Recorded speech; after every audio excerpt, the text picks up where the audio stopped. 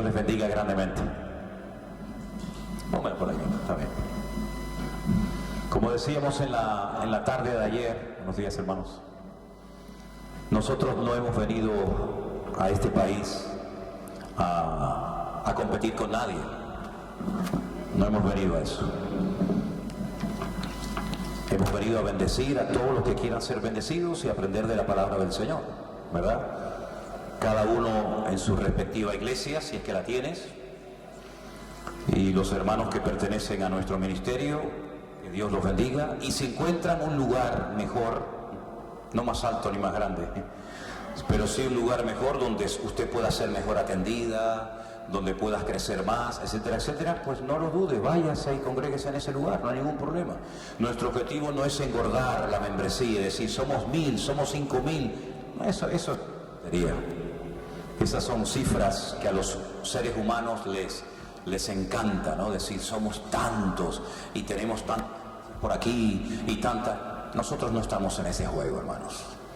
Nosotros lo que queremos es, como hemos cantado en esta mañana, levantar el alto el nombre de Jesús y que la gente vaya a donde quiera. Y si no quieren ir a ninguna parte, que Dios los bendiga. Repito, nosotros no estamos aquí para sacar a nadie de ninguna congregación. Nosotros estamos aquí para llevar a los pies de Cristo. Y si quieren ir aquí o allá o a la de más allá, que el Señor dirija tu vida y que siempre estés en el centro de la voluntad del Señor. Amén, hermanos. Bueno, mañana me mandaba un mensaje temprano en la mañana nuestro hermano Germán. Él tenía que estar aquí ahora a la mañana, ellos vienen de Holanda, pero su esposa está muy delicada con el estómago. Y entonces me dijo que harían todo lo posible por estar esta tarde, pero que ahora a la mañana les resultaba imposible debido a que Sandra se encuentra delicada del estómago. Parece ser que ella sufre mucho esto. Y entonces, oremos para que puedan estar esta tarde con nosotros. Amén, hermanos. Porque esta tarde, ¿a qué hora tenemos la siguiente reunión? A las 5 de la tarde. Ok, vale. Bueno, antes de entrar ya a compartir la palabra, como les había anunciado en el día de ayer, voy a pedir a Elena que pase un segundito y que le dé un saludito. ¿De acuerdo? Gloria a Dios. Adelante. Además ya le pusieron la placa de capitán. A mí no me han puesto nada. Sí, no las has puesto, las has dejado abajo. Sí, eso. Buenos días, queridos hermanos. Dios les bendiga grandemente. Es un gozo y un placer estar aquí entre todos ustedes y bueno, creo que hemos sentido la presencia del Señor en esta mañana, ¿verdad? En la alabanza. Sabemos que Él es vive, Él es real, Él está aquí, Él está donde 2 o 3 se congregan y le buscan. En cuanto a iglesia virtual, también nosotros nos congregamos, aunque parezca mentira, pero nos podemos congregar a través de Zoom y nos sentimos una misma iglesia. También pensaba decirlo esta tarde y eso, pero hay una mala interpretación por parte de muchos pastores y personas que ignoran y no conocen bien lo que es la iglesia virtual, porque como dice el pastor, no es nuestro propósito sacar a nadie de ninguna iglesia, al contrario. Nos alegramos mucho cuando personas de nuestra iglesia virtual dicen, he encontrado por fin una iglesia. A mí me da un gozo tremendo y les despedimos con toda la alegría y el gozo. De hecho, en el grupo 3, 2 hermanas de Alemania encontraron su iglesia. No querían irse de nuestra iglesia, por así decir, querían seguir y lloraban porque había sido de tanta bendición en el tiempo que ellas necesitaron. Pero les dijimos que no pueden estar en 2 iglesias al mismo tiempo, que se vayan tranquilas, que pueden saludarnos, hablar con nosotros cada vez que quieran. Y les costó, porque parece mentira, y me lo decía la viuda de un pastor que tenemos en la iglesia virtual 3. Yo no me lo puedo creer, me cuesta creerlo. Y lo he hablado aparte con ella, cuando dice, llorando, que nunca ha encontrado tanto amor, ni personas que se preocupen tanto por ella como ahora en esta iglesia. Y yo digo, pero ¿cómo va a ser así? Cuando ella solicitó ser miembro de la iglesia virtual, yo le dije, pero si habéis estado sirviendo al Señor, tú no tienes una iglesia donde ir. Y le di largas y largas hasta el punto que ella decía, pero por favor, estoy pasando muy mal, necesito que bueno, me podáis permitir. Y yo le decía, pero solo te vas a congregar por Zoom. bueno, le insistí mucho, somos muy estrictos en esto, hermanas, y muchos se molestan con nosotros porque les decimos, no, sigan buscando iglesia. Entonces, al final pues la admitimos cuando nos explicó las razones, y me parece mentira que nadie nunca se haya preocupado por ella en lo económico, de echarle una mano, porque también podemos ayudar en eso, ¿verdad?, en lo emocional, y se siente totalmente arropada. Esto es un milagro de Dios. Solamente Dios lo puede hacer. Lo que está ocurriendo en la iglesia virtual, solo Dios lo puede hacer. Pero yo no digo que tenga que ser algo permanente. Puede ser que la iglesia virtual sea algo transitorio para esa gente que se convierte, que necesita conocer un poco de Dios para después discernir dónde se va a congregar, a qué iglesia va a ir. Entonces, las personas que critican esto es que no entienden o conocen y no saben nuestro sentir, que realmente siempre animamos a que busquen una iglesia física. Entonces, bueno, damos gracias a Dios porque esto está siendo de bendición para todas esas personas que están buscando en este momento, tienen esa necesidad, ¿verdad? Y ya mañana Dios dirá. Así que, bueno, quisiera decir que levantaran la mano aquí los que son de nuestra iglesia habitual. Bueno, muchísimos han bajado con los niños. Aquí tenemos el grupo de Bélgica, que es muy grande, porque son una familia inmensa. Sigan con la mano levantada, por favor. Tenemos aquí dos familias que vienen desde Holanda, son de nuestra iglesia virtual, ¿verdad? La hermana Estrella y su hijo, que estuvieron también en Tenerife. También hay otro matrimonio y su hermano de ella, él es canarión de las Islas Canarias, pero vive en Holanda. Su esposa Adriana vienen también de Holanda en esta mañana. Muy bienvenidos a todos, y si hay alguien más que yo no haya mencionado de la iglesia virtual, pues les damos un aplauso a los que han hecho el esfuerzo de venir desde Holanda. Dios les bendiga a todos y bueno, no me extiendo más. Dios. Amén, gloria al Señor. Muy bien, hermanos, yo les había dicho en el culto que tuvimos ayer a la noche que a mí me gusta, cuando tengo la oportunidad de hacerlo, dar una enseñanza acerca de lo que se conoce técnicamente como escatología, es decir, los acontecimientos finales. Porque muchos cristianos, muchos creyentes han oído hablar de el falso profeta, del anticristo, de la marca de la bestia y todas esas cosas, pero no tienen suficientes argumentos o base bíblica para poder demostrar todas esas cosas que afirman. Y hay una regla de oro que nosotros la respetamos al máximo, y es que cuando usted en un púlpito o en cualquier otro foro, ambiente, usted hace una declaración, usted dice, no, yo creo en esto o creo en aquello. Si usted no lo puede demostrar con la palabra de Dios, entonces mejor que se calle. Porque lo que le da credibilidad a nuestra enseñanza no es lo que yo opine, lo que yo creo, lo que yo siento, sino lo que dice la palabra, ¿verdad? Por lo tanto, en esta mañana vamos a leer la palabra, que sea la palabra que nos hable, porque estamos viviendo en un tiempo muy complicado para la iglesia y para las naciones de la tierra. Este año hemos viajado muchísimo, hemos ido a muchísimos lugares, y cuando la gente me pregunta ¿qué es lo que más te ha llamado la atención? ¿O qué es lo que podrías destacar? Bueno, lógicamente muchísimas cosas, pero la maldad está por todas partes, por todas partes. Cuando estuvimos en Ecuador, podría contar experiencias muy fuertes que nos pasaron allí. Cuando estuvimos en Estados Unidos, una noche nos sorprendió un tiroteo mientras estábamos en cama. Y por todas partes el corazón del hombre es exactamente igual. En Israel, en América, en Europa, en África. La maldad del hombre no tiene límite. El corazón del hombre es perverso y engañoso. Y da igual si son gente muy culta o gente muy ignorante. Si son ricos o son pobres. Por todas partes vemos que la maldad se ha multiplicado de una forma terrible. Y lo que tengo que decirles en esta mañana es que el mundo no va a ir a mejor. Yo les engañaría si les dijera en esta mañana, hermanos, tranquilos, que dentro de un par de años todo se arregla, todo va a ir a mejor. No, Europa está en coma. Europa no va a ir a mejor. La economía de las naciones no va a ir a mejor. La maldad no se va a desaparecer dentro de unos meses, sino que todo esto va a ir a más y a más y a más.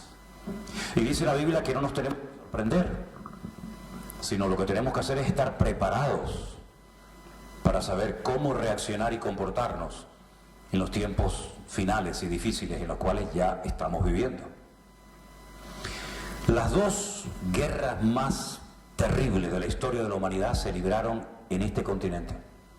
Primera y Segunda Guerra Mundial, donde millones y millones de personas perdieron la vida, donde la economía, naciones, países enteros, ciudades quedaron totalmente arrasadas. Y aprendemos la lección, volvemos otra vez a repetir lo mismo y lo mismo y lo mismo. Pero la Biblia nos dice todo lo que va a suceder en los últimos tiempos y además lo dice en orden, que es lo bonito. Vamos a ir en primer lugar en esta mañana a Segunda de Tesalonicenses, el capítulo 2. Los títulos que aparecen encima de los capítulos no fueron puestos originalmente. Se pusieron con el paso del tiempo para que la gente cuando va a leer un texto bíblico pues sepa más o menos de lo que va a leer.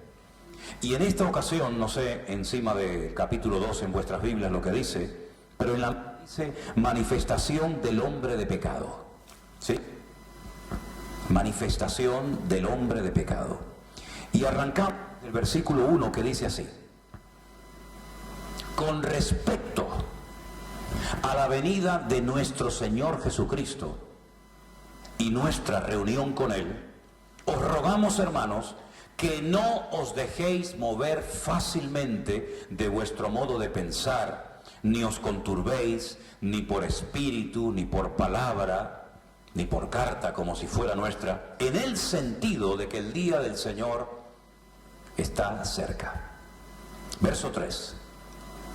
Nadie os engañe en ninguna manera, porque no vendrá sin que antes venga la apostasía y se manifieste el hombre de pecado, el hijo de perdición, el cual se opone y se levanta contra todo lo que se llama Dios o es objeto de culto, tanto que se sienta en el templo de Dios como Dios, haciéndose pasar por Dios. Pablo les pregunta a los de Tesalónica: ¿no os acordáis que cuando yo estaba todavía con vosotros os decía esto? Ahora vosotros sabéis lo que lo detiene, a fin de que a su debido tiempo se manifieste.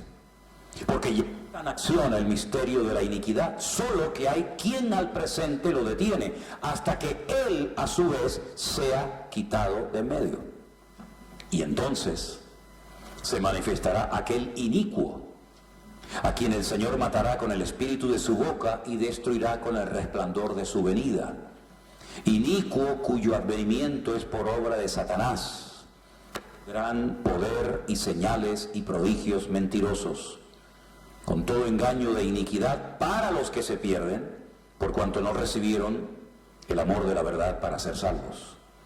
Por esto Dios les envía un poder engañoso, para que crean a la mentira, a fin de que sean condenados todos los que no creyeron a la verdad, sino que se complacieron en la injusticia. A este nivel les hablaba el apóstol Pablo a gente prácticamente recién convertida. Si vemos a la luz del libro de los Hechos la información que la Biblia nos da sobre esta iglesia, fue en esta congregación donde Pablo pasó menos tiempo. Donde más tiempo estuvo fue en Éfeso, 2 años.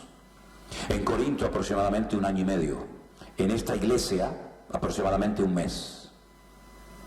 Y en 1 mes ya les hablaba de estas cosas tan profundas que muchos hoy en día no entienden. Para que ustedes vean cómo el nivel de la iglesia ha bajado y la iglesia ha menguado su conocimiento de la Escritura, hasta el punto que muchos pastores me han dicho a mí personalmente: hermano, yo en la iglesia no me atrevo a hablar de esto de las profecías y del Apocalipsis y de Daniel. Esto es muy complicado. Y yo les digo, pues estudia, que para eso te pagan. Pues si es complicado, estudia, o invita, o prepárate, o indaga, ¿verdad? Pero no te excuses de que es muy complicado, porque si hoy en día se tiene que hablar de algo en las iglesias, sin lugar a dudas, es de estos temas. Porque si analizamos la historia de la humanidad desde el primer libro de la Biblia hasta nuestros días, nos vamos a dar cuenta de que Dios no ha cambiado. Él es inmutable. En Él no hay sombra de variación, dice la Escritura. Pero Dios no siempre ha actuado y se ha manifestado igual. En eso sí, Dios ha actuado de formas diferentes. Y lo que Dios mandaba y pedía en ciertos momentos de la historia de la humanidad, hoy en día no lo pide a nadie. Por ejemplo, ¿a quién le va a pedir Dios que construya un arca, un barco de 300 metros en pleno desierto para salvarse de un diluvio? A nadie. A nadie se lo va a pedir. ¿Por qué? Porque no volverá a venir a la humanidad otro diluvio. Porque ya lo dijo el Señor. Pero se lo pidió a Noé. Y Noé sabía que su obligación en la vida era involucrar a su familia en la construcción de aquel enorme barco, prepararse para lo que iba a ocurrir en el futuro. Y según el cálculo cronológico de la escritura, del texto, estuvo 120 años trabajando y almacenando alimentos y animales y agua, etcétera, etcétera, para poder sobrevivir el año que duró el tiempo de su estancia dentro del arca. Y esa era la señal de su época. Sin embargo, a Salomón le dijo que construyera un templo, no que preparara un arca. Y Salomón entendió que él había nacido y era el instrumento que Dios iba a utilizar para construir el primer templo de Jerusalén, que por cierto ya ahora existe hoy en día, ¿vale? Y así podemos ir por cada etapa de la historia y por cada personaje bíblico y ver que a veces Dios les pedía algo a ciertas personas que en la siguiente generación no les pedía. Por ejemplo, vemos en la vida de Abraham, de su hijo Isaac y de su nieto Jacob, que es el mismo Dios, pero a uno le dice que vaya a Egipto y a otro le dice que no vaya a Egipto. Por eso decía ayer, que yo creo que es muy importante, y es que nosotros no tenemos que imitar a nadie. No tenemos que copiar lo que otros hacen para que también el Señor a mí me bendiga, sino orar y buscar la voluntad del Señor, y tú tienes que hacer lo que Dios te diga a ti que hagas, no lo que le está diciendo a otro que haga, ¿verdad? Ahora bien, el apóstol Pablo lo que está haciendo aquí es darnos un orden cronológico de algunos acontecimientos que vamos a ver dentro de no mucho tiempo. Hay un personaje en la Biblia que recibe varios nombres. La pregunta es, ¿por qué se le llama de diferentes formas? Para que conozcamos su naturaleza, su esencia. Es como al Señor Jesucristo se le llama de muchas formas. Se le llama Jesús, Cristo, Emmanuel, admirable, Cordero de Dios, Príncipe de Paz, ¿verdad? Para que en cada uno de esos títulos o nombres sepamos un poco su naturaleza y su esencia. Al Espíritu Santo se le llama en la Biblia el Espíritu de adopción, el Espíritu de vida, el Consolador. ¿Para qué? Para que sepamos cómo actúa y cómo se manifiesta en momentos puntuales de la vida el Espíritu Santo, ¿verdad? Y en la Biblia este personaje recibe varios nombres. Juan, el único que lo llama así, es Juan, lo llama el Anticristo o el Antimesías. La palabra Cristo no es un nombre, no. La palabra Cristo es un adjetivo, es una característica. Cristo viene de la palabra hebrea Mashiach, que significa el ungido, el que ha sido capacitado, el que ha sido ungido para una función. Por ejemplo, el actual presidente de Israel, el que ha salido electo hace unos días, se le llama el Mesías. ¿Cómo? El Mesías para la política, ¿vale? Y al rey de Israel se le llamaba el Mesías, el ungido. No decían, no toquen al ungido, no toquen al Mesías. Es que la palabra Mesías es la palabra ungido, es la palabra Mashiach.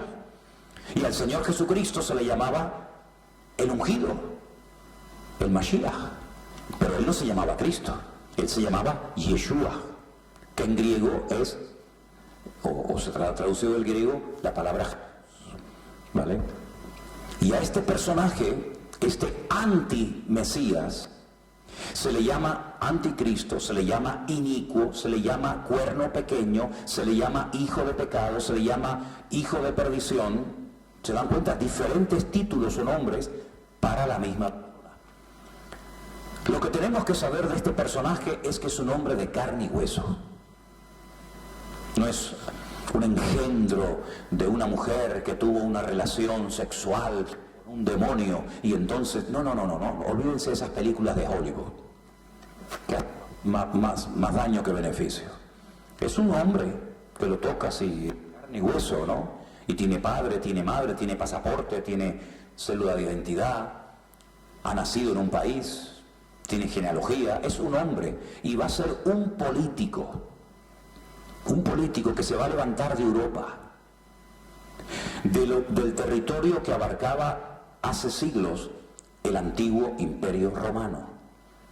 El antiguo Imperio Romano, representado en aquella figura, en aquella estatua que tuvo la visión el rey Nabucodonosor con 2 piernas, abarcaba todo el norte de África y Medio Oriente y todo el continente europeo, ¿verdad? Podríamos decir desde Libia o Siria, lo que era antiguamente Palestina o Filistea, toda la cuenca del Mediterráneo hasta llegar al final del mundo, que se conocía como el Finis Terre, el fin de la tierra, allí en España. De ese territorio vasto y amplio se va a levantar un líder político con un poder militar, con un poder económico, con una influencia sobre las naciones del mundo como ningún otro jamás la ha tenido.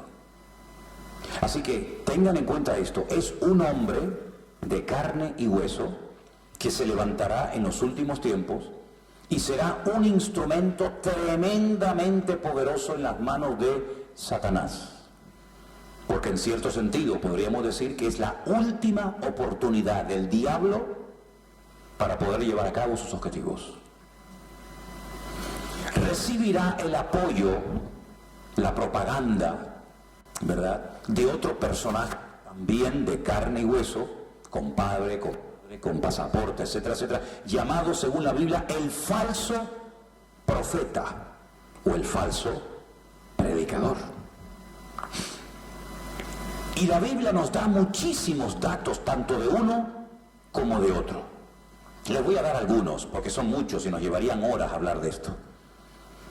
Por ejemplo, el falso profeta se nos dice que del Dios de sus padres no hará caso. No hará caso del Dios de sus padres. Este dato nos lo da el profeta Daniel. El libro del profeta Daniel tiene muchas características, muchas particularidades, y una de ellas es que parte del libro está escrito en arameo y parte del libro está escrito en hebreo. Y cuando dice en el texto, del Dios de sus padres no hará caso, sino que adorará a otro Dios, del Dios de la fortaleza, dice la versión Reina Valera en castellano. Dice la palabra Alá Mauzin, el Dios de la guerra. Luego hay un cambio de creencia en él.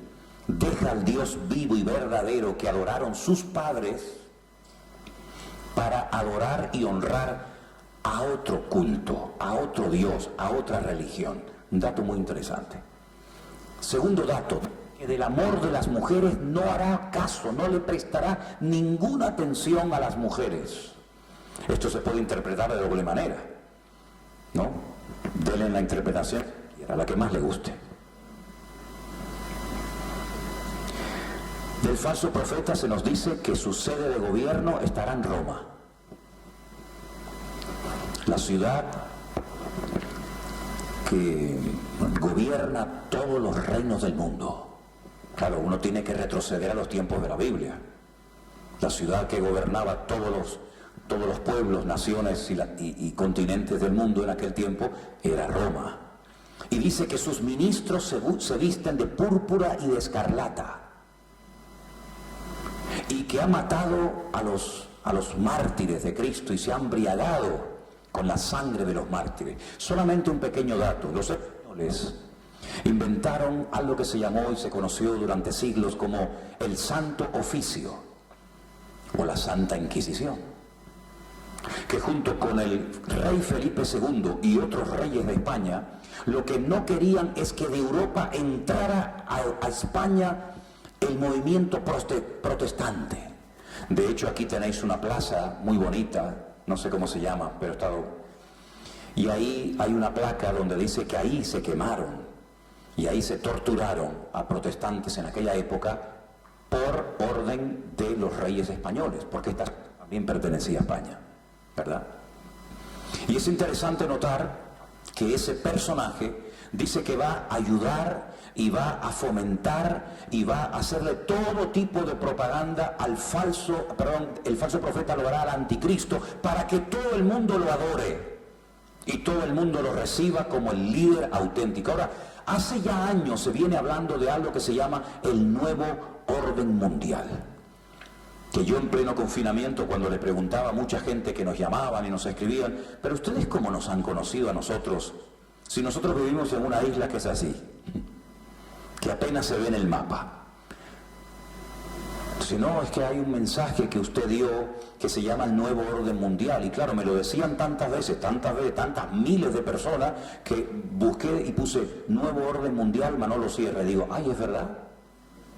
No me acordaba que yo hacía 5 o 6 años atrás había predicado, había dado un estudio sobre el nuevo orden mundial. Y por ahí mucha gente entró y creo que hoy en día tiene 6 o 7 millones de visitas esa predicación, ¿verdad?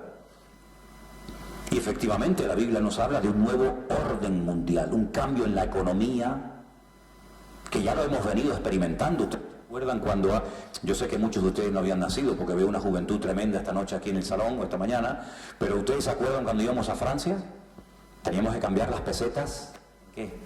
En francos. Y cuando íbamos a Italia nos daban aquellos billetes que parecían sábanas y nos daban las liras. Y cuando íbamos a Alemania, ¿verdad? Eso ya prácticamente no existe. Ya nos movemos con el euro. Estudien la mitología griega, de dónde viene la palabra Europa. ¿Quién era Europa? ¿Por qué se llama nuestra moneda el euro? ¿De dónde viene todo eso? Hay un trasfondo espiritual muy interesante. Ya tenemos un gobierno cuya cabeza la tienen aquí ustedes. Interesante donde viven ustedes, ¿eh? Muy interesante, en la cabeza de la víbora. Yo vivo en la cola. Ya hay una policía europea, ¿verdad? Ya hay digamos una alianza europea, que nos defendemos y nos apoyamos los unos a los otros, y todo eso era impensable hace años atrás, totalmente impensable, que se sentaran en la misma mesa a comer franceses, belgas, suizos, alemanes, italianos, como si aquí no hubiera pasado nada.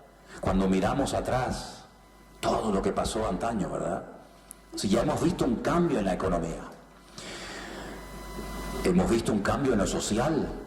Si no, es que aquí hay manifestaciones de esto y de aquello, y en los colegios están enseñando a los niños cosas terribles, y en Portugal, y en Italia, y en Suiza, y en Alemania, y en España, ¿verdad? Ha habido un cambio en lo social. El mundo que estamos viviendo nosotros hoy en día no tiene nada que ver con nuestros países hace 15 o 20 años atrás. Ha cambiado completamente todo. Yo me acuerdo hace años cuando los padres miraban a los hijos a la cara, sin una sola palabra, te transmitían un mensaje impresionante. Te miraba tu padre a la cara y te estaba diciendo telepáticamente, o te portas bien, o cuando llegues a casa te voy a dar una que te vas a enterar. Malcriado. Hoy en día, ni tirándole piedras se enteran. Antiguamente se decía, cuando los mayores hablan, los niños se callan. Hoy en día es al revés. Cuando el niño habla, el abuelo, el padre y la madre se tienen que callar porque está hablando el niño. Y si le llamamos la atención, puede coger un trauma. Y entonces crece tarado y hay que cuidar al niño.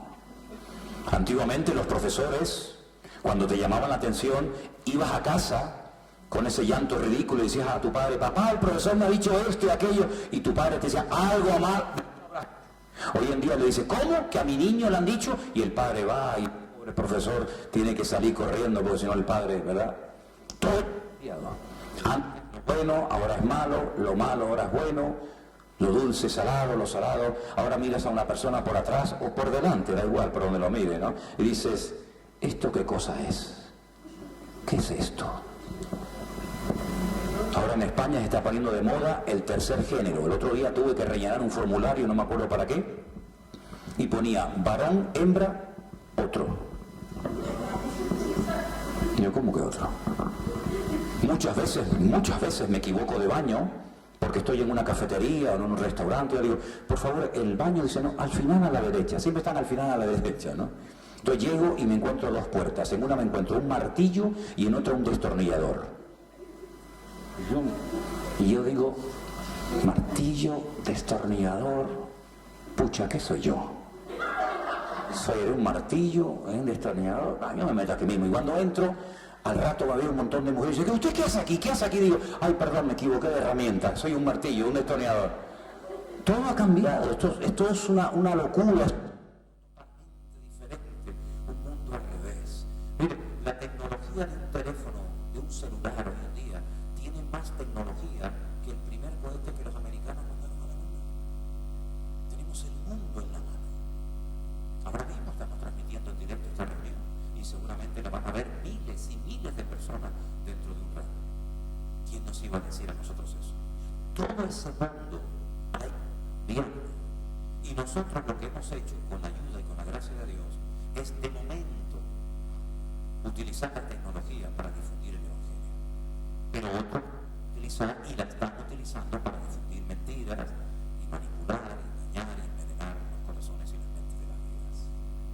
Pablo lo que está haciendo aquí es decir, miren hermanos, con respecto a la venida, miren el versículo 1, con respecto a la venida de Cristo, ¿a cuál se refiere? ¿A la primera o a la segunda? Pues lógicamente a la segunda, porque ya Jesús había ido. Por lo tanto, en griego la palabra venida no es epifanía, sino la palabra que aparece es parausía. Es otra palabra diferente. ¿Por qué? Porque no está haciendo referencia Pablo a la primera venida de Cristo cuando nació en Belén de Judea, sino está hablando de otra venida, de otra aparición física y visible.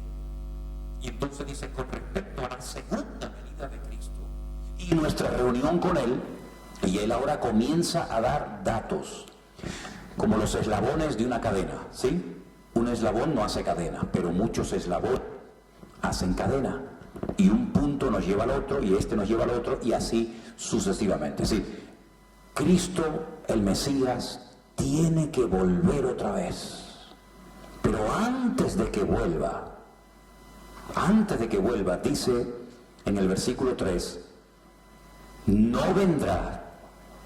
¿Quién? El Señor. No va a venir hasta que venga la apostasía y se manifieste el hombre de pecado o el hijo de perdición, es lo mismo. Por eso yo dije anoche, no sé, ¿cuántos estuvisteis anoche aquí? Unos cuantos, ¿verdad?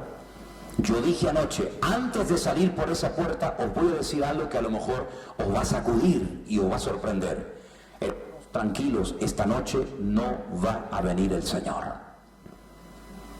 Claro, oír a un pastor decir en un púlpito, hermanos, tranquilos, que esta noche no viene el Señor, a más de uno le sacude la conciencia, ¿no? Porque dice, pero ¿y cómo lo sabe este hombre?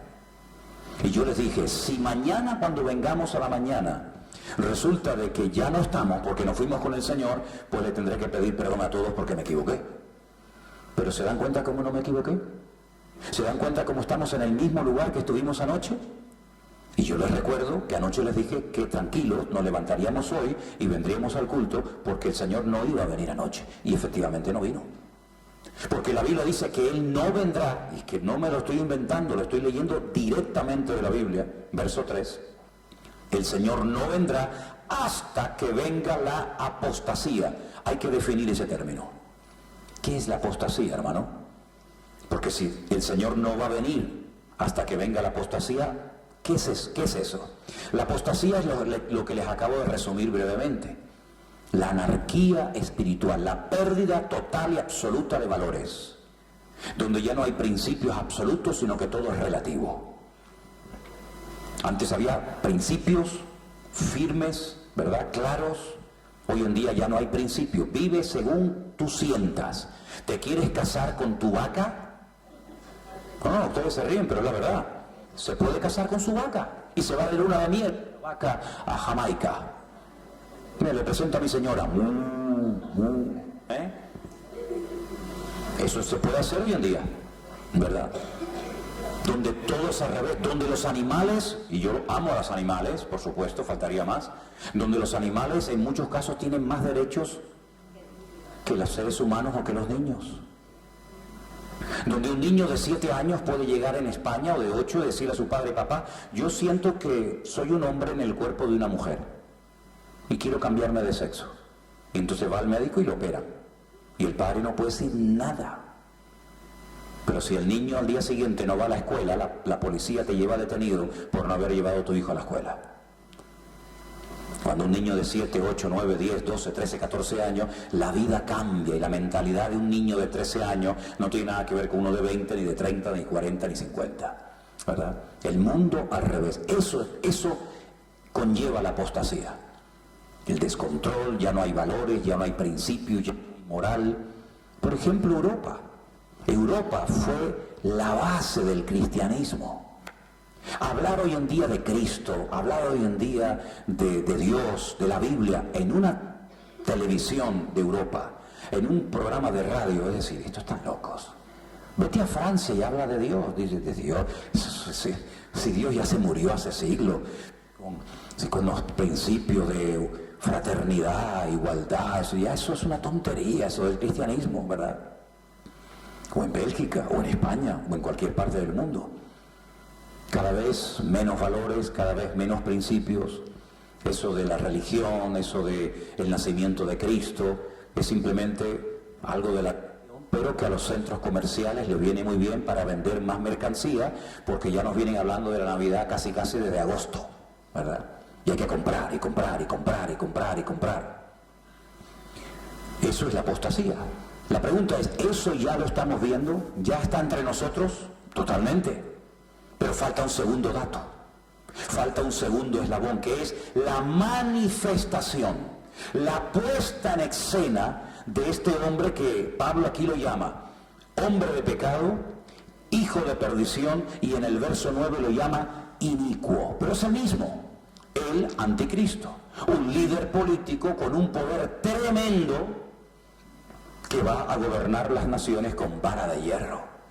Y al principio va a utilizar un eslogan de campaña. Su eslogan será: vengo a ofrecer al mundo lo que no tienen, paz y seguridad. Si viene a ofrecer paz y seguridad, es porque llegará un momento en el que no vamos a tener ni paz ni seguridad.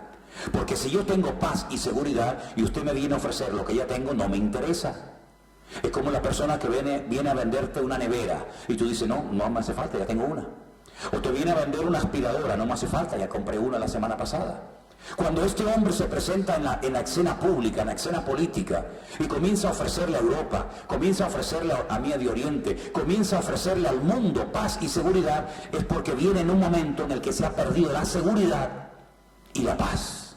Porque sin seguridad, lógicamente no puede haber paz. Y cuando hay paz es porque hay seguridad, ¿verdad? Así que este va a ser su eslogan de campaña y va a triunfar. Porque al principio, entre comillas, va a cautivar los corazones porque va a hacer cosas muy interesantes, muy interesantes. Por ejemplo, el dinero va a desaparecer. ¡Wow! Bueno, ya hay algunas naciones que dicen: no, todo tiene que ser pagado con la tarjeta. Ya no, el dinero no existe, ¿verdad? Y entonces va a implantar un nuevo sistema revolucionario, extraordinario como sistema en sí mismo, pero que sabemos lo que hay detrás. Usted va, por ejemplo, a una cafetería, a un restaurante, a una agencia de viajes, a una gasolinera, en fin, a donde usted quiera, y usted no tiene ya que llevar dinero encima. No tiene que llevar ningún tipo de tarjeta de crédito.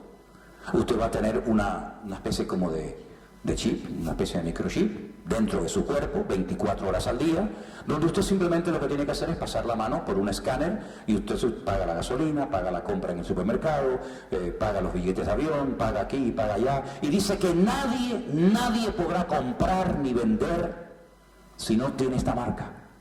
Y hacía que a grandes, pequeños, ricos, pobres, blancos, negros, europeos, asiáticos, americanos, que todo el mundo estuviera marcado como si fueran animales. Y esto ya lo llevan muchos animales. Por ejemplo, supongo que aquí también, porque es una ley europea. En España, los perros nuestros, que tenemos dos, tienen aquí en el cuello, no sé por dónde tienen un chip que si se pierde o lo que sea, la policía lo detecta o el veterinario sabe cómo se llama, dónde vive, sabe todo, ¿verdad? Todos los datos bancarios, todos, no en el perro, sino nosotros, todos los datos de la medicina, tu tratamiento médico, tu dirección, tu número de pasaporte, absolutamente todos tus datos entran en algo que es más pequeño que la mitad de la uña del dedo meñique. En un microchip hoy en día, por ejemplo, de un teléfono, hay millones y millones de datos que en microdécimas de segundo salen a la luz. Elena, no sé si está, ¿traíste la nano Biblia? ¿La tienes ahí? Ok. Le regalé a mi esposa, me comió el coco y me convenció. Y le compré la Nano Biblia, algo que salió este año como novedad en Israel, y es lo que ustedes llaman vulgarmente la estrella de David, ¿vale? Y dentro hay un pequeño chip, por eso se llama la Nano Biblia, que está toda la Biblia. En este caso sería el Antiguo Testamento. Usted se saca eso, lo mete dentro de una cosa de ordenador, no sé qué, ¡pum! Y ahí tiene toda la Biblia, así en algo tan pequeñito. Bueno, pues algo aún más pequeño todavía, si te lo meten aquí tú ni te enteras, y eso va a ser lo que se llama la Biblia, la marca de la bestia. Nosotros no sabemos el nombre de este personaje, pero tenemos un dato muy interesante. El idioma tanto griego como hebreo, que fueron los dos idiomas fundamentales que se utilizó para escribir toda la Biblia, es un idioma que tiene muchas características. Una de ellas es que es un idioma alfanumérico. Es decir, cada letra equivale a un número y cada número equivale a una letra. Usted aprende, por ejemplo, las 22 letras del Aleph Bet, del alfabeto hebreo, ¿verdad? Y desde la primera, Aleph Bet, Gimet, Aleph, Hei, todas y cada una de esas letras tienen un valor numérico. Cuando usted aprende las 22 letras del alfabeto hebreo, hay 3 columnas: las unidades, las decenas, las centenas. Y usted cuando escribe un nombre, el que sea, el que usted quiera, cuando usted escribe un nombre, usted puede saber qué valor numérico tiene esa palabra, pues sumando el valor de cada letra, ¿verdad? Por eso cuando el Señor Jesucristo, por ponerles un pequeño ejemplo, podríamos ponerle miles, lógicamente, ¿no? Pero cuando el Señor Jesucristo hizo la pesca milagrosa después de la resurrección en el mar de Galilea, ¿se acuerdan? Juan capítulo 21. Juan, que está relatando años más tarde lo que allí pasó, y está contando, bueno, estábamos pescando, de repente el Señor se nos presentó, ¿habéis pescado algo? No, pueden echar la red a mano derecha, etcétera, ¿verdad? ¿Se acuerdan de la historia?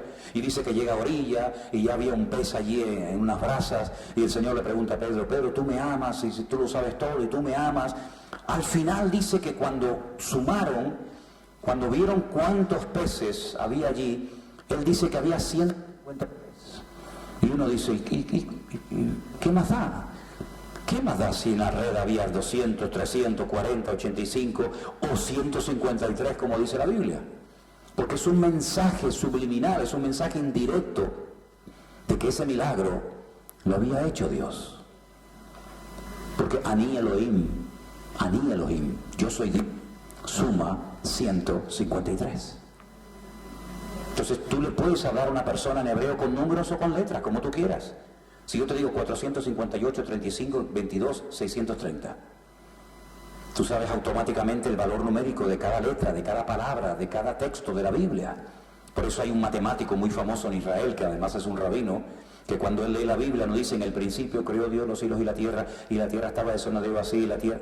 Él no lo lee así, él dice 455, 85, 32, 429, 64, el primer versículo suma 1245. Y la tierra estaba desordenada vacía, 462, 345, 448, total. Y lo lee numéricamente, porque estás viendo números. ¿O estás viendo letras? ¿No se acuerdan ustedes cuando estudiábamos matemáticas que hacía A más B igual? ¿Se acuerdan aquello? O la X. ¿Cuánto vale la X? Pues exactamente igual es el hebreo. Juan, que conoce este sistema numérico, dice en el último libro de la Biblia, el Apocalipsis o Revelación, dice que el nombre o el número de este personaje del cual estamos hablando hoy suma 666. No es que sea un número malo, no es que sea un número maldito, sino que es que coincide su nombre con el número 666. Yo me acuerdo que cuando Gorbachev, ¿se acuerdan de Gorbachev, que acaba de morir hace poco? Salió y hizo tantos cambios tremendos en Rusia, y además tenía aquí una mancha, ¿no?, en la frente, ¿se acuerdan? Todo el mundo decía, oye, ¿no será el anticristo? Porque parece muy bueno. Pero ¿y si es el anticristo? Entonces yo dije, vamos a verlo, vamos a saber si es. Entonces yo escribí su nombre en hebreo y dije, no suma 666, no es. Bueno, también sabemos que Putin tampoco es el anticristo, ¿no? Porque si viene ofreciendo paz y seguridad, este se equivocó y trajo guerra y muerte, ¿no? Así que por lo menos vemos que este tampoco es. Pero este dato es muy interesante. Decir, bueno, y este político que últimamente sale mucho en televisión y es tan famoso y tan carismático y todo el mundo lo quiere, oye, ¿no será este? Bueno, vamos a hacerlo. No, este no es. Por lo tanto, es un dato muy interesante a tener en cuenta. Cuando este hombre se manifieste, y ya todo el mundo sepa que este hombre se manifiesta, es cuando bíblicamente, leyendo el libro de Apocalipsis, que también está en orden cronológico, empezarán lo que la Biblia llama los sellos. En el libro de Apocalipsis hay 21 juicios sobre la tierra, 7, 7 y 7. 7 sellos, 7 trompetas y 7 copas. ¿Qué es eso de los sellos? Bueno, en el tiempo de la Biblia y durante siglos, hasta la invención de la imprenta, el formato libro no existía. Se escribían pergaminos, ¿verdad? Rollos de piel de animales, de papiros, etc. Y se enrollaban y se lacraban, se ponía un sello para que nadie pudiera leer el contenido de dicho libro o carta. En el libro del Apocalipsis dice que hay un pergamino, hay un rollo con 7 sellos, que nadie podía ni siquiera mirarlo, hasta que apareció el león de la tribu de Judá, es decir, nuestro Señor Jesucristo. Y cuando Él abría, cuando Él rompía un sello, algo ocurría en la tierra. Y así con el segundo, y así con el tercero, hasta llegar a 7. Claro, yo no puedo relatarle uno por uno lo que pasa con cada uno de los sellos, porque si no esta clase sería eterna, ¿no? Pero le dan, por ejemplo, en la Biblia, cómo empiezan los sellos y aparece un caballo que va cambiando de color.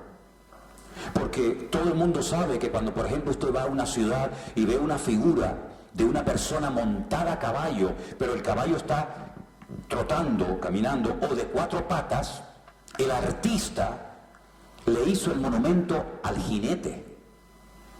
Pero por ejemplo, hay muchos sitios en el mundo donde el caballo está levantado sobre sus 2 patas traseras. Y eso significa en arte que el monumento se levantó al jinete y también al caballo. Cuando en la Biblia usted encuentra un caballo blanco que lo monta una persona que lleva un arco pero sin flecha, y dice, ¿pero qué quiero yo un arco sin flecha? Es la forma, entre comillas, pacífica que el anticristo se da a conocer a las naciones. Pero el caballo después cambia a rojo, después cambia a amarillo, después cambia a negro, y te está hablando del caballo, pero indirectamente te está hablando del jinete. Cuando esos 7 pasan, ¿y cuándo ocurren esos 7 sellos? En la primera parte de la gran tribulación. La gran tribulación son los 7 años que relata el libro del Apocalipsis. Una pena que no tengo una pizarra aquí para hacer una línea recta. Hágansela en su mente. Tracen una línea recta y pártanla por la mitad. Eso es lo que es la gran tribulación. Una línea continua de tiempo de 7 años, que la Biblia relata esos 7 años en 2 grandes bloques o periodos. La primera parte son 3 años y medio y la segunda parte exactamente igual, 3 años y medio. 3 años y medio más 3 años y medio, total 7 años. Usted va a encontrar que esos dos bloques de tiempo a veces se mencionan como 42 meses, o 1160 días, o tiempos y la mitad de un tiempo. Es lo mismo, pero dicho de diferentes formas. ¿Se da cuenta? Entonces, cuando usted estudia el Apocalipsis, usted dice, bueno, en la primera parte, es decir, en los primeros 3 años y medio, ¿qué es lo que pasa? La presentación del Anticristo, los 7 sellos y, a continuación, las 7 trompetas. Y se terminan los primeros 3 años y medio. Pero quedan 3 años y medio más. Las famosas copas de la ira, donde el Anticristo ya hace de las suyas, ya se quita la máscara, se quita la careta, y es entonces cuando viene la famosa marca de la bestia. La pregunta aquí, para mí, fundamental es, nosotros como cristianos, ¿dónde nos ubicamos? ¿Estaremos? ¿No estaremos? ¿Nos quedamos? ¿Nos vamos? Permítame contarles una historia real, que ustedes la pueden comprobar, no me la estoy inventando yo. Un cura, un sacerdote católico, estudiando por su cuenta y riesgo, como tantos lo hicieron, como Joseph Smith, fundador de los mormones, como Carlos Russell, fundador de los Testigos de Jehová, etcétera, etcétera. Él comenzó a estudiar el libro del Apocalipsis y las profecías que tienen que ver con los últimos tiempos. Y él llegó a la conclusión de que la Santa Iglesia Católica no estaría en la gran tribulación, en ninguna parte, ni en la primera, ni en la segunda. ¿Por qué? Porque somos católicos, somos cristianos. Se van a quedar malos, y para los católicos los malos siempre fueron los mismos: los judíos, los que mataron a Cristo, los deicidas. Que ayer, por cierto, me llevaron a la ciudad de Amberes, fue para mí una experiencia maravillosa. Nunca en mi vida había visto tantos diamantes juntos, nunca. Y también me sorprendió la cantidad de judíos que parece que estaba paseando por las calles de Jerusalén. Me quedé muy sorprendido porque no me imaginaba que hubieran tantos. Entonces este cura, hace aproximadamente ahora como unos 150, no llega a 200 años, 150, 160 años aproximadamente, llegó a esa conclusión de que la Iglesia Católica, los cristianos, no estarían en ninguna parte de la gran tribulación, sino eso era algo para los judíos. Y entonces en aquella época hubo un tal Scofield, no sé si algunos de ustedes han oído o tienen una Biblia que se llama Biblia Comentarios Scofield. Durante siglos estaba totalmente prohibido y muy mal visto que en las Biblias se metieran comentarios. No se podía, era pecado. Hoy en día saben que hay Biblia de Thompson, la Biblia de Scofield, la Biblia de la plenitud, la Biblia del niño, la Biblia de la mujer, hay Biblias para todos los colores y tamaños. Y hay fotografías y mapas y comentarios, y la Biblia de fulanito de tal, y la Biblia, incluso a mí alguien un día me dijo, hermano, ¿usted no haría la Biblia de Manolo Sierra? Digo, antes muerto. ¿Cómo voy a hacer una Biblia con mi nombre? ¿Estamos locos o qué? Esto es un libro sagrado. Pero a alguna gente le gusta esta Biblia que aparezca su nombre, ¿no? Bueno, y entonces este Scofield fue la primera vez en la historia que alguien se atrevió a meterle comentarios a la Biblia, aparte del texto bíblico, y metió el comentario de este cura, que la iglesia no iba a estar en la gran tribulación. Y a la gente le gustó, a la gente le encantó aquella idea. Y comenzó a enseñarse a lo largo de la historia, siglos y siglos, y generación, en las escuelas bíblicas, en los seminarios, en las iglesias, etcétera, que la iglesia bajo ningún concepto iba a sufrir ningún tipo de persecución o no iba a estar en este periodo terrible. Y yo me crié en las asambleas de Dios, y en las asambleas de Dios, donde estuve estudiando 3 años en la escuela bíblica, a nosotros se nos enseñaba que nosotros bajo ningún concepto podíamos esperar tiempos de tribulación, de apostasía, porque la iglesia se va antes de que empiece todo el desastre en la tierra. Y eso es lo que me enseñaron en aquella escuela bíblica y con aquellos libros. Pero resulta que en estos últimos 42 años que llevo predicando de este tema, investigando y leyendo y orando y para aquí y para allá, resulta que me encuentro con una información espectacular que yo por supuesto se la quiero compartir a usted. Primera de Corintios capítulo 15, si usted ha traído su Biblia, hermano. Primera de Corintios capítulo 15, vamos a leer unos textos muy interesantes. El capítulo 15 de Primera de Corintios es un capítulo monográfico, es decir, habla de un tema central, que es la resurrección. Hay pocos capítulos en la Biblia que sean, digamos, monográficos. Tenemos, por ejemplo, Hebreos capítulo 11, que habla de la fe. Tenemos el capítulo 13 de Primera de Corintios, que habla del amor. Y así algunos, ¿no? Este es uno de ellos. Todo el capítulo 15, Pablo está presentando argumentos e información acerca del tema de la resurrección. Yo les animo a que lo lean todo completo, por favor, hoy, si pueden. En este capítulo 15 de Primera de Corintios, concretamente en el versículo 51, les recuerdo que este texto lleva escrito 2000 años y está en su Biblia desde ese tiempo, dice así: he aquí os digo un misterio. Pablo dice en una de sus cartas que él fue llamado por Dios para revelar misterios ocultos. Misterios que otras generaciones no descubrieron ni supieron interpretar correctamente. La palabra misterio, si prefiere, sustitúyela por la palabra secreto. Es la misma.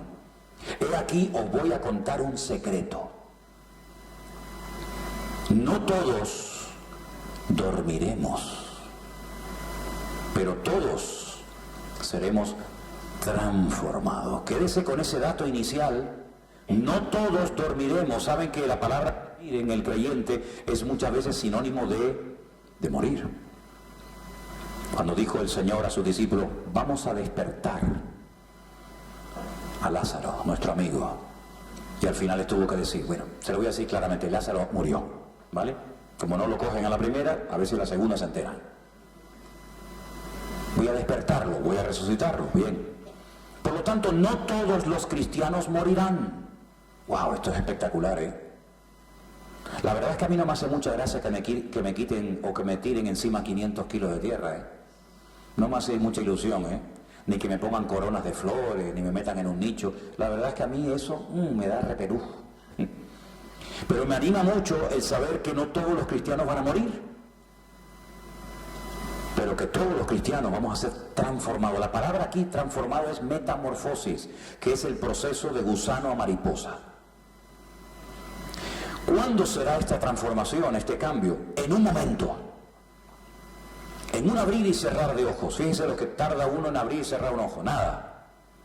¿Cuántas millones de veces cerramos los ojos cada día y los abrimos? Millones de veces. Así de rápido será esta transformación. Pero ¿cuándo será esta transformación? A la final. ¿A la final qué? A la final trompeta. Porque se tocará la trompeta y los muertos serán resucitados, incorruptibles.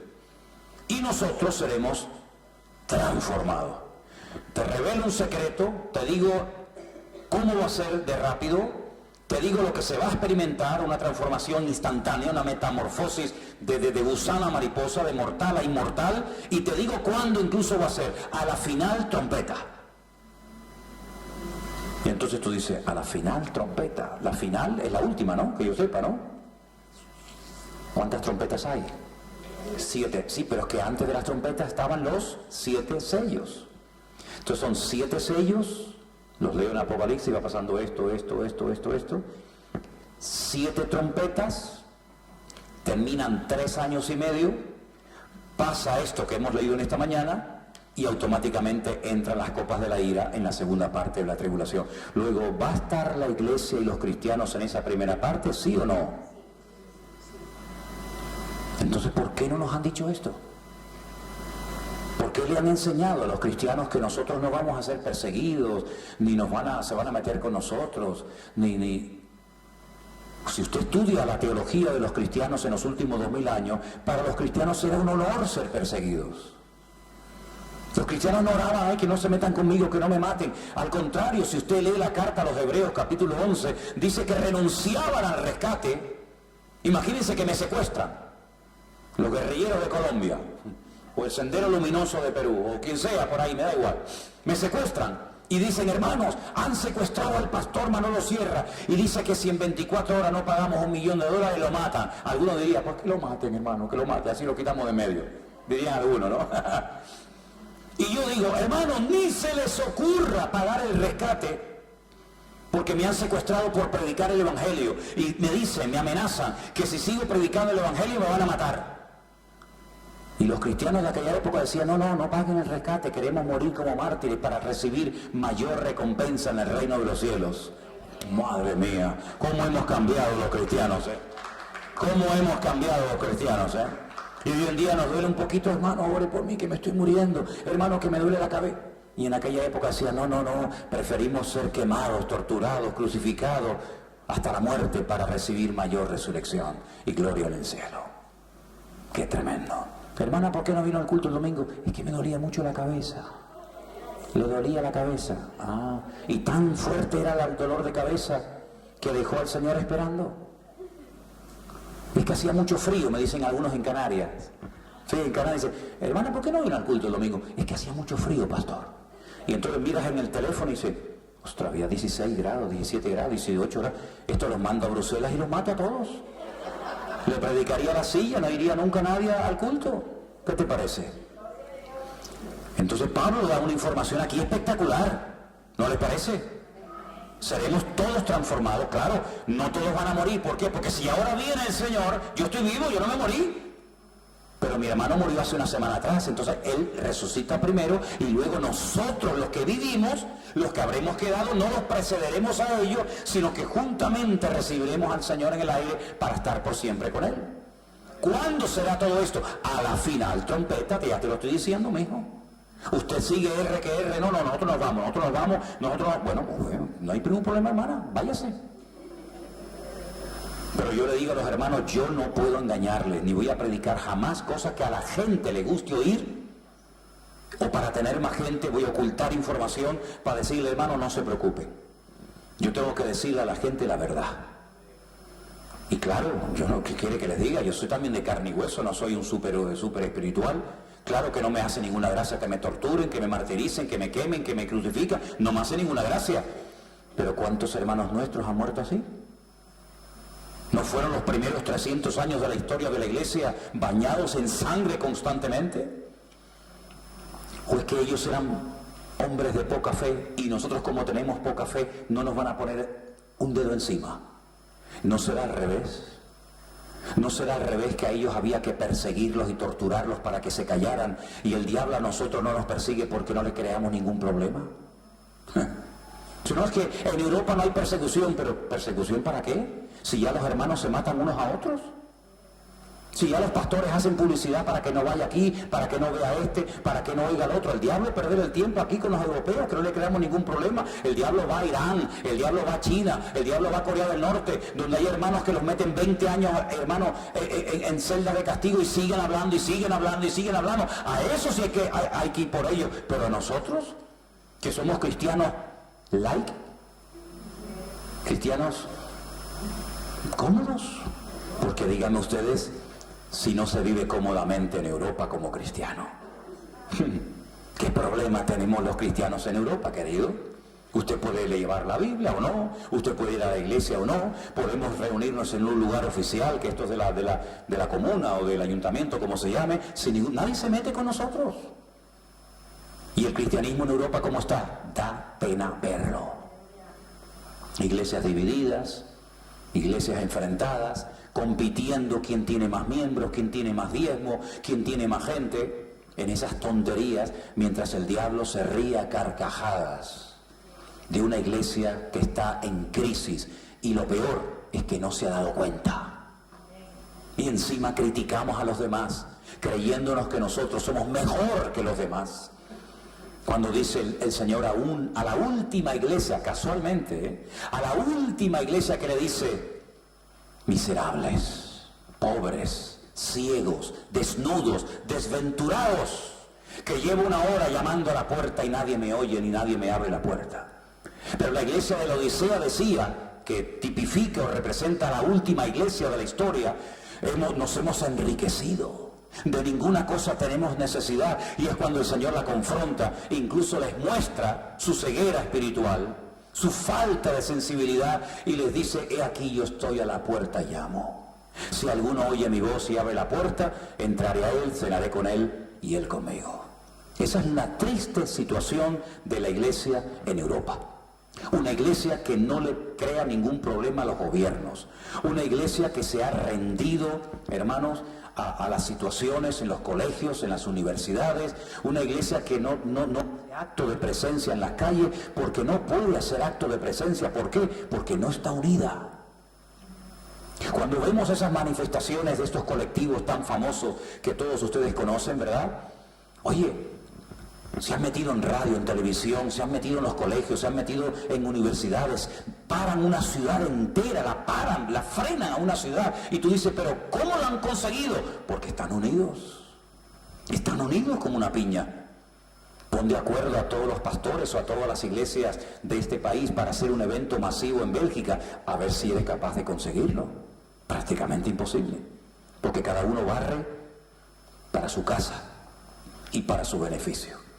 Pero también esto, queridos hermanos, si no es motivo de desánimo, también esto es una de las señales de los últimos tiempos. Una iglesia que va a tener que ser sacudida, zarandeada, para que despierte a una cruda realidad de que los tiempos se acortan y Cristo viene muy pronto. Entonces, para ir resumiendo, el Señor tiene que venir, pero antes de que pueda venir, tienen que ocurrir en la tierra dos cosas: la apostasía número 1, y se manifieste el hombre de pecado, el hijo de perdición o el anticristo, si lo prefiere.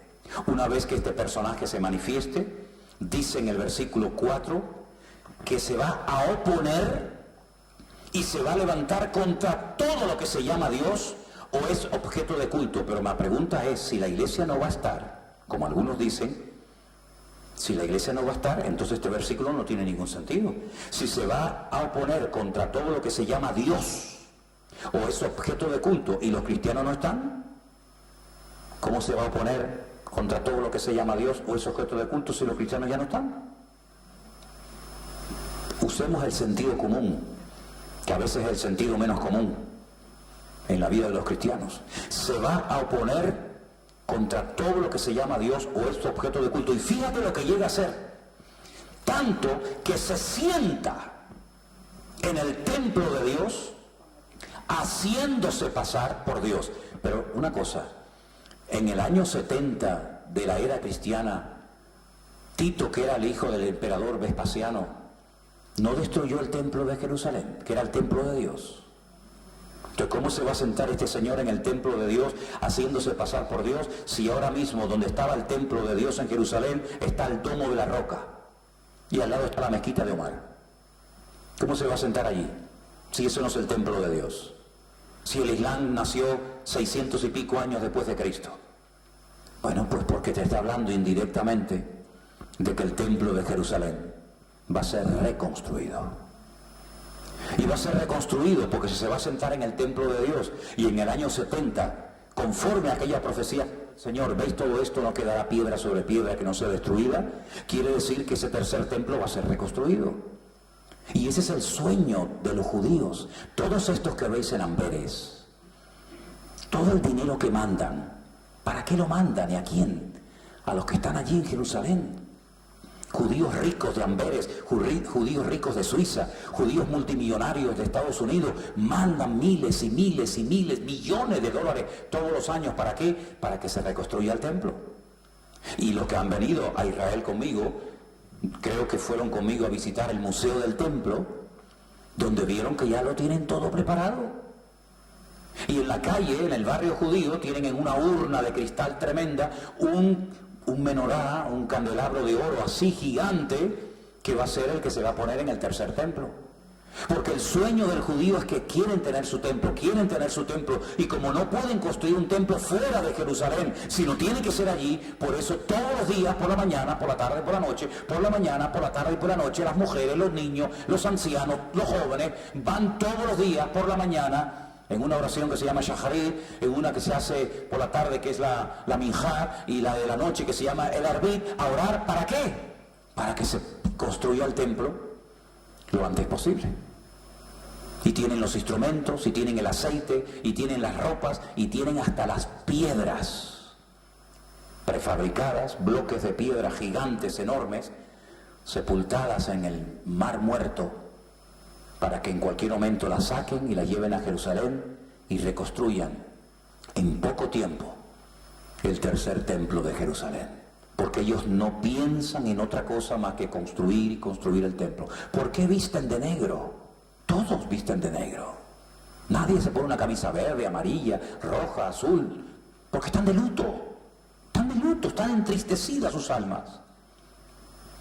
Porque nos rompieron el templo y están de luto. Y por eso cuando se casan, los hijos o las hijas, antes de decir ya están casados, váyanse, en un trapo, en un paño meten una copa y la rompen para que sepas que nos rompieron el templo.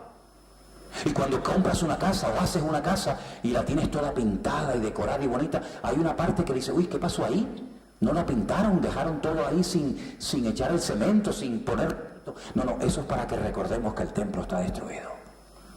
Y todos los días es lo mismo, es la misma canción, hace 2000 años. Y ese templo va a ser reconstruido. Pero ¿quién va a sacar a los árabes de allá arriba? No se van a ir. Jerusalén es una de las ciudades más sagradas del mundo para el Islam. No sé cómo va a suceder, no lo sé, pero se va a dar. Y entonces dijo el Señor, cuando veáis, Mateo 24, son palabras de Cristo, cuando veáis, ¿a quién le está hablando? A sus discípulos. Tú eres discípulo de Cristo, eres seguidor de Cristo, entonces también es para ti. Cuando veáis la abominación desoladora de la cual habló el profeta Daniel, y pone entre paréntesis, el que lee entienda, ¿qué es la abominación desoladora? Es un término escatológico que hace referencia a profanación del lugar santísimo. Ya ese lugar fue profanado. Hubo un tal Antíoco Epifanes que puso una imagen en el templo y sacrificó a un cerdo en el templo y profanó el templo. Pero eso va a volver a suceder en los últimos tiempos. ¿Cuándo? Cuando se inaugura el templo de Jerusalén y milagrosamente judíos, palestinos, árabes, todos lleguen a un acuerdo de que en ese monte Moría va a ser reconstruido el tercer templo. A los 3 años y medio de haberlo inaugurado, el anticristo lo profana. Y eso es lo que dice la Biblia. Sentará en el templo de Dios haciéndose pasar por Dios. Y todas estas cosas yo no entiendo, no me entran en la cabeza, créanme hermanos, cómo es posible que muchos no lo prediquen y no lo enseñen a la iglesia. Y no le digan a los hermanos, que no estamos en esta vida para trabajar y trabajar y trabajar y pagar deudas y comprar cosas. Ese no es el objetivo de nuestra vida. Yo no estoy en contra de que usted tenga una buena casa y un buen coche. Yo no tengo nada en contra de eso, pero no te desvíes de tu propósito. Nosotros no estamos en la vida para eso. Se puede vivir tal vez más sencillamente, más humildemente, pero no se puede vivir sin hacer la voluntad de Dios en nuestra vida.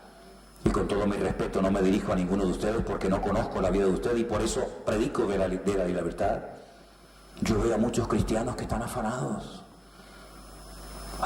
completamente. Los veo en Estados Unidos, madre mía, Estados Unidos, no vivo allí ni a palos yo, trabajar y trabajar y trabajar, trabaja el padre, la madre, el abuelo, el perro, el gato, todo el mundo, todo el día trabajando. Y para comprar una barra de pan, 4 horas de coche para allá, ahora otras 4 horas para acá para comprar una barra de pan, si es que la consigues.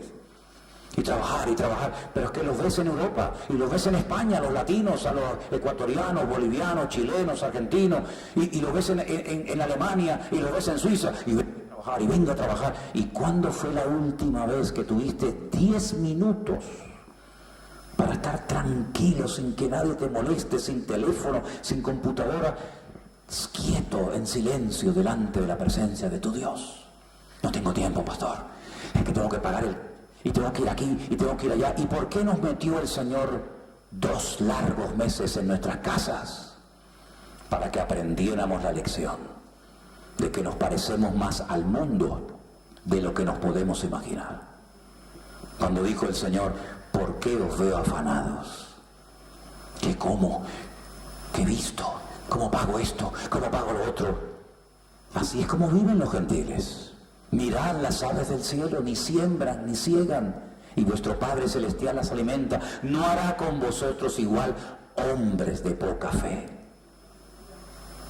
Buscad primeramente el reino de Dios y su justicia, y todo lo demás vendrá por añadidura. Pero no le creemos a Dios en ese aspecto. No.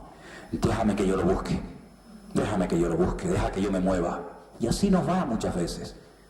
Por eso el diablo sabe perfectamente que la iglesia hoy por hoy, en Bruselas, en Alemania, en España y en todo el continente europeo, no está en la mejor condición para frenar y denunciar toda la inmoralidad, todo el desorden, todo el pecado que hay en nuestra sociedad. ¿Por qué? Porque el diablo nos ha cerrado la boca. No digas nada, a ver si nos van a echar del trabajo. Estate callado, ¿eh? Y no digas nada en la universidad, a ver si te van a quitar la beca que te dieron para poder sacarte la carrera. Tú no digas nada.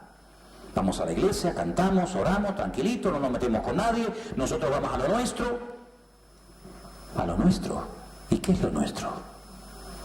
Un niño le dijo una vez a sus padres, ¿por qué estáis preocupados por mí? ¿Os veo preocupados? Yo tengo que estar en los negocios de mi padre. Los perdidos son ustedes, yo no me he perdido. Esos son los que se perdieron. ¡Wow! ¡Qué lección! Y dice que María se cayó la boca y guardaba estas cosas en su corazón como diciendo, qué verdad nos acaba de decir nuestro hijo. Nosotros estamos preocupados en esto, en aquello, y nuestro hijo está en los negocios del Padre. Quiero dar lugar ahora, por si hay alguna pregunta o alguna cosa que no ha quedado lo suficientemente claro, para dar respuestas. ¿Les parece, hermanos? Ahora, si quieres, ya le das ahí a donde pone parar la emisión, y mientras piensan la pregunta, le tengo que dar ahí un botoncito. ¿De acuerdo, hermanos?